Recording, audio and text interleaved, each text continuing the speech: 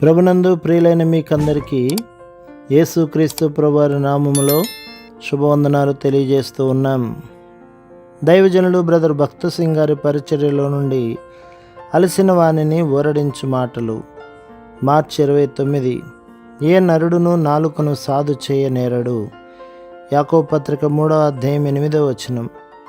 మోసకరమైన నాలుక ఆయన నీకేమి చేయను. కీర్తన గ్రంథం 120వ అధ్యాయం 3వ వచనం. మనము మన నాలుకలను జయించుటలో నిస్సహాయులముగా కనబడుదుము. చిన్న రెచ్చగొట్టు మాటకే మనకు కోపం వచ్చును. మన నాలుకలు మన స్వాధీనము తప్పును. ఏ మానవ శక్తి ఆ నాలుకను స్వాధీనపరుచుకొనలేదు. మనము బాధ కలిగించు గాయపరుచు మాటలు అనేదము. కొన్నిసార్లు మనం ఎంతో ప్రేమించు స్నేహితులను కూడా అనేదము. మన మాటలను బట్టి మనము సమాధానం కోల్పోవటం మాత్రమే గాక మనతోనున్న వారికి కూడా ఎంతో కష్టము కలిగించుదుము. మనము గాయపరుచు మాటలు మాట్లాడుటకు ఇష్టపడకపోవటనున్నది సత్యమే, కానీ అనేకసార్లు మనము తప్పిపోదుము. కేవలము దేవుని శక్తి మాత్రమే మన నాలుకలను స్వాధీనము చేసుకొనుటకు తోడ్పడును. ఓడ యొక్క చుక్కాని ఇతర భాగములతో పోల్చి చూచిన యెడల అది చాలా చిన్నది. అయినప్పటికీ నావికుడు చుక్కానిని తన స్వాధీనంలో ఉంచుకొని ఓడను తన ఇష్ట ప్రకారం నడిపించును. యాకోబు పత్రిక 3వ అధ్యాయం 4వ వచనం. దేవుని శక్తి యొక్క స్వాధీనములోనికి మన నాలుకలను తీసుకొని రావలను. అప్పుడు మనము అవసరతలో ఉన్న వారికి ఆదరణనివ్వగలము.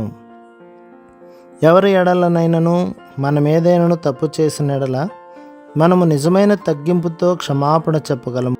కానీ మనము మన నాలుకలను స్వాధీనపరచుమని దేవుని యొద్ద ప్రార్థించని ఎడల మన నోటి నుండి వచ్చు అబద్ధములు, కోపము, అసూయ, ద్వేషముతో కూడిన మాటలు అనేకుల జీవితములకు ఎంతో నష్టమును హానిని కలిగించును.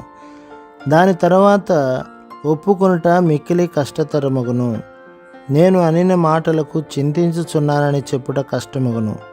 రెండు విభిన్నముగానున్న గుంపుల మధ్యలో సమాధానము తీసుకొని వచ్చుటకు చాలా సమయము మనము వెచ్చించవలసి వచ్చును.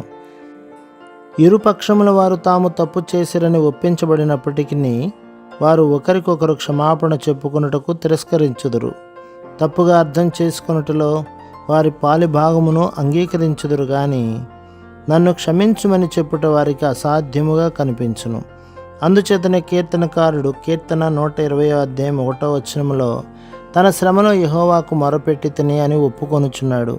తన స్వంత నాలుక మరియు ఇతర నాలుక గర్వముతో, ద్వేషముతో, కోపముతో ఎట్లు మాట్లాడానో జ్ఞాపకము చేసుకొనుచున్నాడు. అతడు తన మాటలను స్వాధీనపరుచుకొనవలనని ప్రయత్నించిన గాని తప్పిపోయెను. అప్పుడు యెహోవాకు మొరపెట్టెను. ఈ అనుభవం మన దౌర్భాగ్య స్థితిలో, మన జీవితములలో అనేక విషయములలో అనేక పర్యాయములు పునరావృతమొకట చూచుచున్నాము.